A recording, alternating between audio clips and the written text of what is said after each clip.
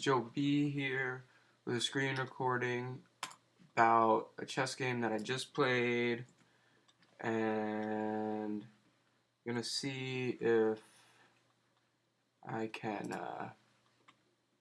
just let you guys see it because I think it is important to the bird repertoire. And right now, I'm kind of envisioning him going into a perk defense a little bit with this G6 move, and then showed my e4 card really early. Perhaps knight f3 is going to be played anyway, so it doesn't really matter. So f4, knight f3. F4. Let me f4, knight f3, and then e4 is best for my play if he goes g6, and then bishop g7 because he hasn't committed another pawn move. So that's a little bit better. Anyways, here we go. Transposes, and I'm tempted to go into Austrian attack with the perk, envisioning him playing d6 and then d4 and then knight f6, and then I'm playing knight to e3 to protect c3 to protect the pawn on e4, as well as the square on e4. Suppose I push the pawn to e5. But he played c5, preventing the d4 move.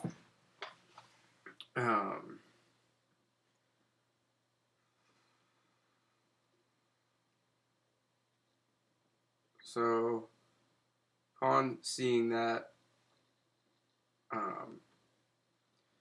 going to go into the game, letting him play c5. That's why I think it's important, because many players may choose this line, so it could become paramount importance. Knight c3, threatening to enter main line stuff with the dragon and d4 possibly. I'm not quite sure. Bishop b5 check if they play d6. So he plays knight c6, getting some sort of a hold on d4, using it as a pivot square, since it's almost a hole in my position. It's not a hole, since when the knight on c3 would move, I could play c3 myself. Yeah, if you go into this, I just take, because Nimzovich said, fill the holes in the opponent's position with pieces, not pawns, because after a pawn's there, it's all locked up. And so he has a pawn there, he's double d pawns, and right now I'm seeing that as a target for me in the long term, but also it gives me a game to play against, for real. And now after knight e2, putting a little bit more pressure on the pawn, he plays d5, and e5 seems a little bit early because he can start some nonsense with what he's doing with f6 and stuff.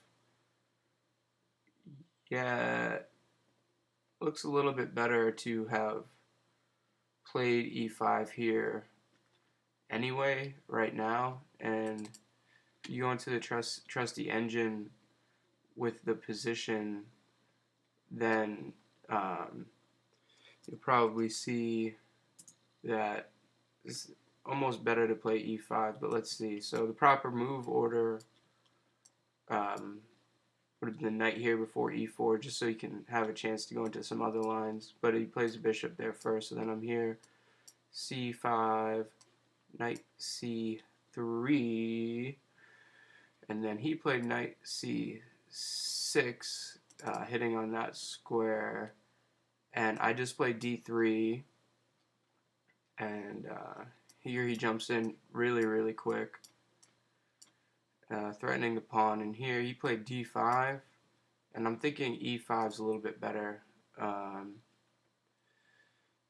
So they're like in g3 right now.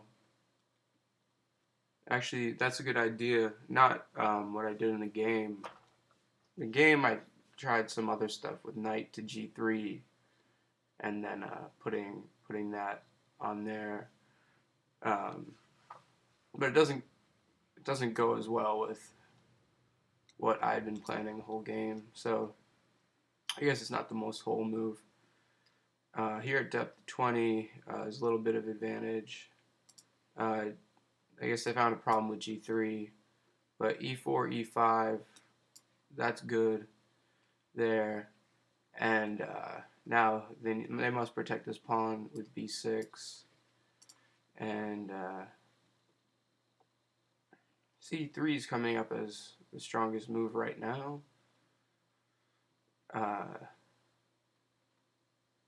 Yeah, if you're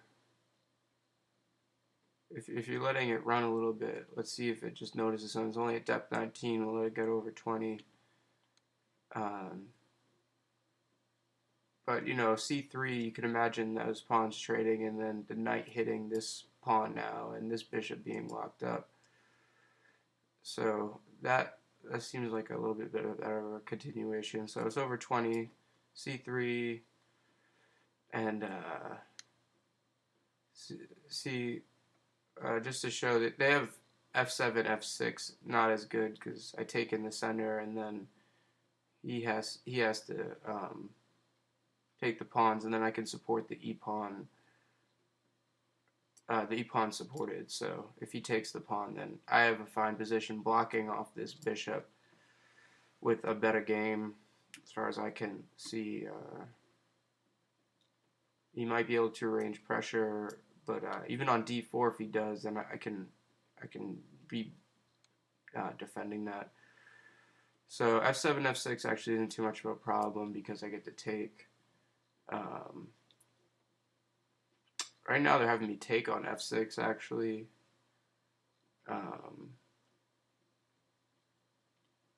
But that's really computer. I see that as being an option as well, but I also just like taking the pawn.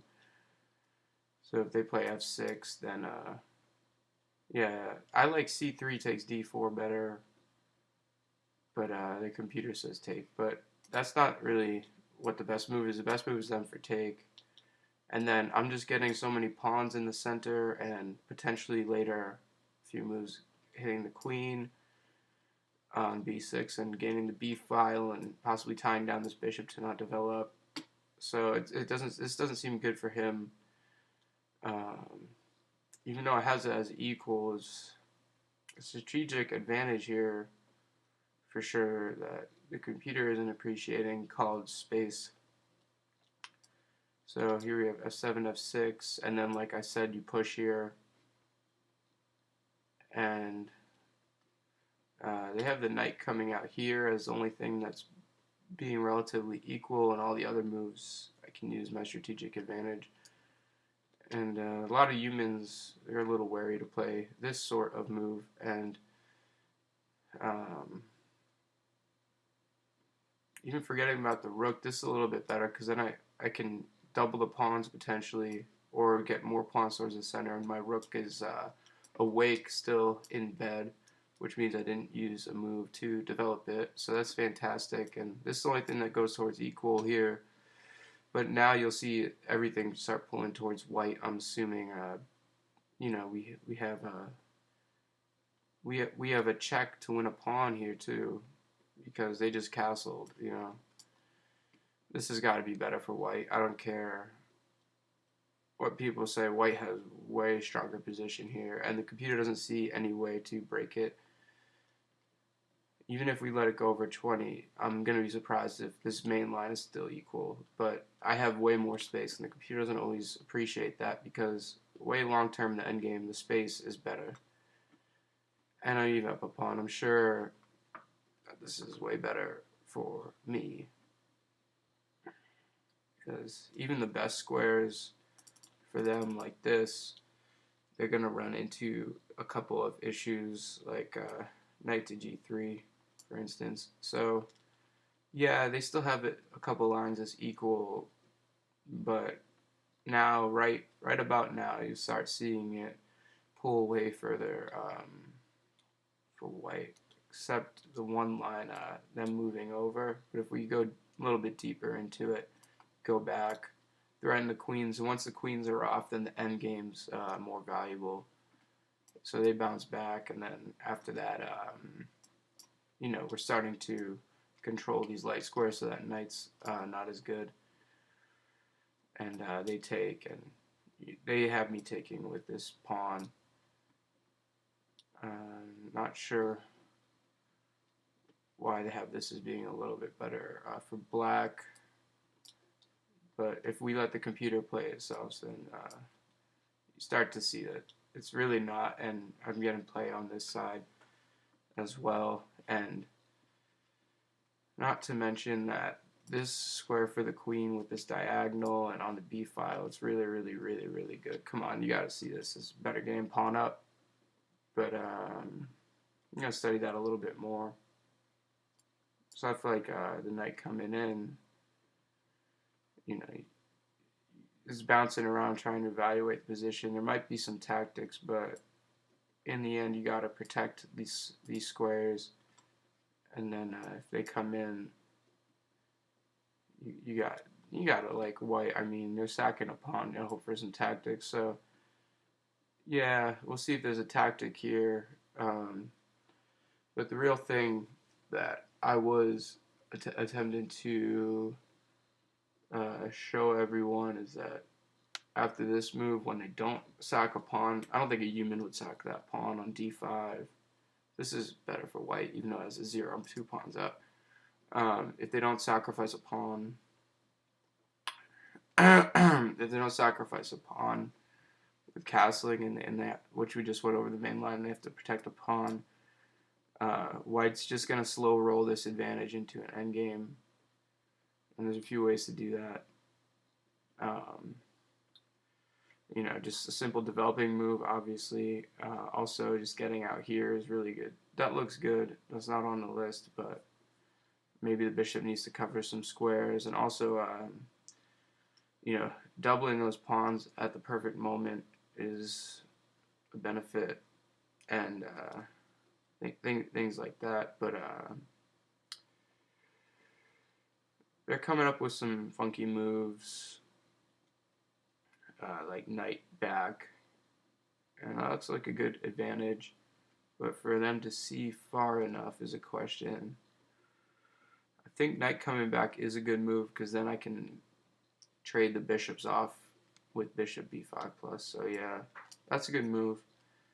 And I don't really see any problems here with that variation. So that's useful to know for that line with the delayed c5 and g6 and bishop g7, them not committing and me being able to play e4. It looks better for white, everything I've seen, this deep analysis. And if we let the final position go a tiny bit longer, probably see the advantage going up 3-5, 3-4, 4-3, 3-5, 3-5, 4-3 in white's favor. And now, as even it goes deeper, didn't really go up for the main line, but this is fine with this. They're really they're liking this game for white. This bishop has no prospects, and it's just a nice position, obviously, for white, and white has more cards that he hasn't even played yet that are going to be beneficial. I like this position.